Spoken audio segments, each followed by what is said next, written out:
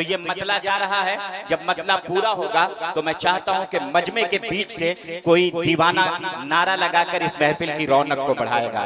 शफी मोहम्मद साहब ने अपनी मरहुमा अहलिया सबीला खातून की याद में उनके इसाले सवाब की खातिर ये खूबसूरत जलसा सजाया है और बहुत एहतमाम के साथ इस प्रोग्राम को सजाया है। बड़े बड़े उलमा शोरा को, मशाइख को बुलाया है इस जलसे में।